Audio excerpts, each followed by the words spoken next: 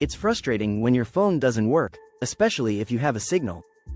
Luckily, we've been analyzing cell phones for many years, focusing on network signals. That's why we've compiled top 7 simple tips for when you find yourself in a dead zone. 1. Turn on airplane mode, restart, or update your phone sometimes, especially if you're moving. They can get stuck on an old idea of network availability. Your phone doesn't constantly search for the best signal. That would drain the battery, so you have to take action yourself.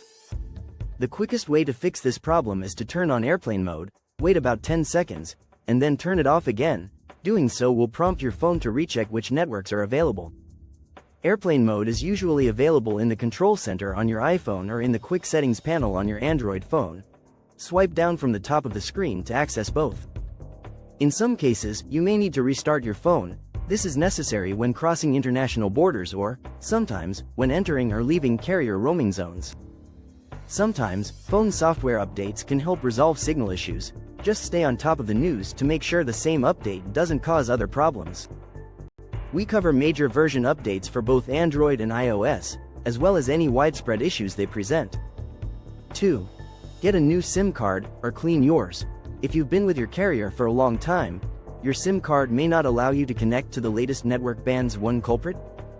Its contacts may be dirty or worn, which can cause intermittent failures. You can start by removing the SIM card and cleaning its metal surface. Use a disinfectant wipe or a cotton swab with a little isopropyl alcohol. You can also ask your carrier's customer service representatives for a new, latest model SIM card. Use the online chat on the carrier's website, don't go to a store. Say you're having network issues and want to try a new SIM card. They should send you one for free. Keep in mind that if you have an iPhone 14 or later, or any other device that uses an eSIM, you won't have to deal with any of the issues that come with a physical SIM card. 3. Change your G. 4G and 5G have different signal properties and sometimes come from different towers. I've seen cases where a network requires a phone to try to pick up a weaker, more distant signal just so they can get a 5 in the status bar.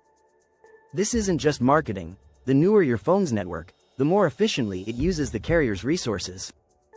Therefore, it's in the carrier's best interest to have as many devices on the latest networks as possible.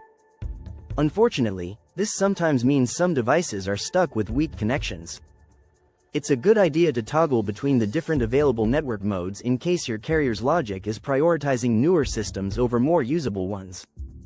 After all, a 4G connection can be faster than a 5G connection depending on your location. On an iPhone, go to Settings, Cellular Data Options, Voice and Data. Here you can choose between 5G on, 5G auto, and LTE, 4G. On an Android phone, go to Settings to access a section called Connections, Network and Internet, or similar. Select Cellular, SIM and Network, or similar. You should see an option to disable 5G service, thus limiting your connection to 4G. 4. Use Wi-Fi instead of cellular data. Are you getting the most out of Wi-Fi?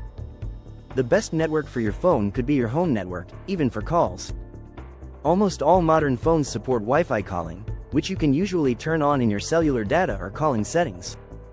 Boosting your home Wi-Fi with a mesh system may be easier than trying to maximize the cellular signal where you live. 5. Check your bands, and maybe get a new phone. Phone companies add new frequencies to their networks every few years. If your phone is very old, it may not connect to the newest ones, even with 5G. Here's how to compare the bands you need in your location. Visit cellmapper.net, choose your phone company and location, and find the nearest towers. When you click on them, you should see the frequency bands they use. Then, you can visit frequencycheck.com and see which bands work on your phone model. If those numbers don't match, your phone won't be able to use the tower's signal. Depending on the severity of your connectivity issues, it might be time to buy a new 5G phone. 6.